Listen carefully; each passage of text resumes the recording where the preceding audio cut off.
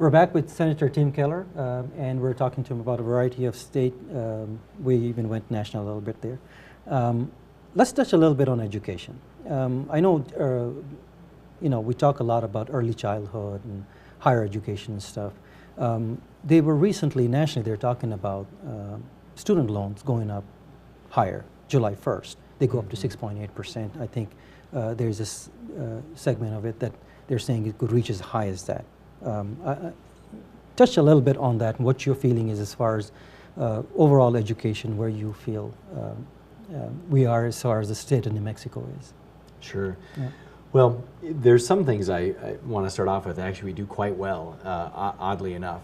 For example, especially with special needs children and so forth, we are actually in the top 10 in the country in those aspects of K through 12 education. But the challenge is, of course, special needs. You're talking about? Yeah. So autism. Oh, I see. Okay. Different brain issues and behavioral issues. So, I think we do a few things well, and a lot of people forget that. So I like to just throw that out there, and there is something to be proud of with our school system. But where we've gone as a state is, and even to a certain extent as a country, we've pulled money out of the classroom, and we've given it to basically specialized programs, including a lot that are around standardized testing. And there certainly is always a need, I think, for accountability in the education system. But I think the pendulum has swung far too far to one end. And now we have, 1/4 of the school year is just taking tests or preparing for tests. And we've cut out all the subjects that a lot of kids actually find meaningful and a reason sort of why to be motivated and go to school, and now it's just math and science. So what we've got to understand is, how do we win at math and science, but how do we not alienate everything that makes children and feed curiosity and have a diversity of learning environments for kids. And I think one area where we've got to go, and it's not that popular, but we've got to look at the number of hours of education in the classroom. And the issues in America for, since we've had public schools, we take big summer breaks. So you should be all year round, you think? And we go, well, it doesn't necessarily have to be year round. Would you go all year round? Would you? But I would go, we've got to get more hours in the class. So you either shrink summer break or you have a different setup for that. And then I think you have to fix the school day. The school day, instead of going from 8:15 to 3:15, all the schools are different. But we would be much better off timing it with actually work for parents. So if it was 9 to 5 or to 4:30, and then funding those extra topics that are now cut out of the school system. And then the last thing I throw out is class size. This is something I've worked on in the legislature. We waive every year. We passed a bill to limit class size in New Mexico, and every year we waive that law. I mean, it's the ultimate in sort of political hypocrisy. We pass a law and say we fix class size, and then every subsequent year we waive it. So I've stopped voting for that, and I think that's why we need stronger class size requirements that we can't wiggle our way out of, because that should be a priority. And when you've got 38 students in a classroom at the beginning of the year, again, the teaching hours per student just isn't there. All the other countries in the world are higher than us on these categories, and that's why we're losing. It's not because of testing. In the last decade, I saw a lot of charter schools pop up. You still feel that public school is the way to go, or do we actually change and look into other areas as far as charter school and stuff? Some of them are doing okay. Some of them people complain about. But what is your what do you feel as far as the charter schools? I mean, public education in America and in New Mexico, is really a cornerstone of I think, the American dream to have quality public education. And so that's something that I think we have to stick behind. Now, charter schools are interesting because they actually are public schools.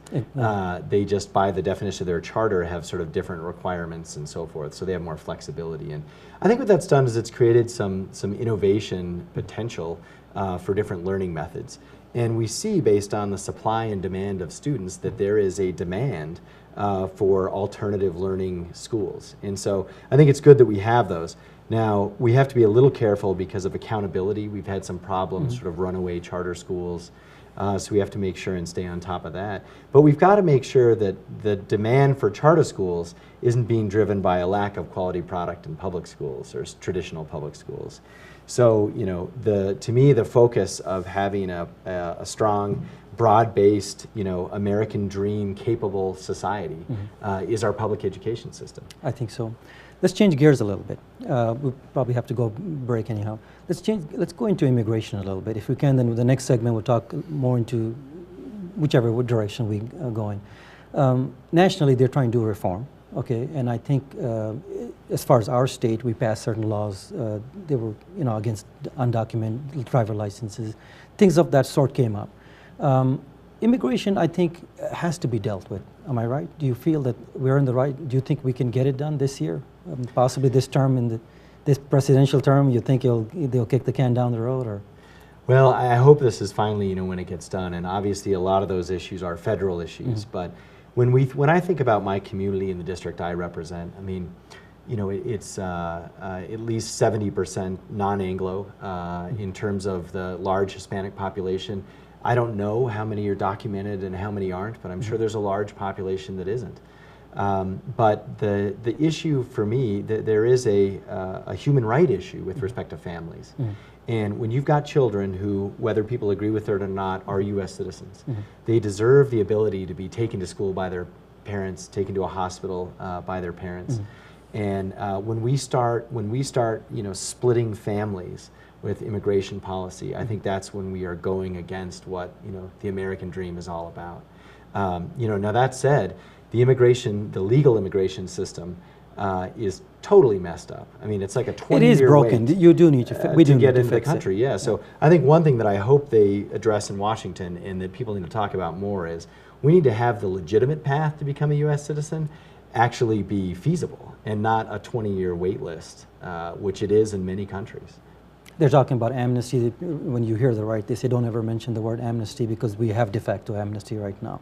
They have been here. So you hear people like Rand Paul, they talk about, let's not talk about, let's give them visas. We heard things like that.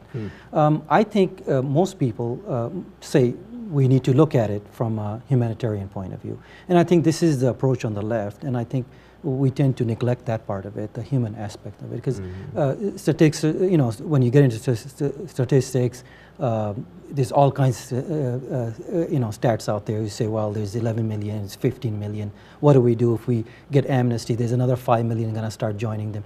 You get into a lot of areas, and immigration code it's even more severe, more extensive than the you know, IRS code, as far as I know. So we'll take a short break. We'll come back and we'll carry this conversation. We'll get into some of the other areas there. Okay? Sure. We'll take a short break. We'll be back with Senator Tim Keller.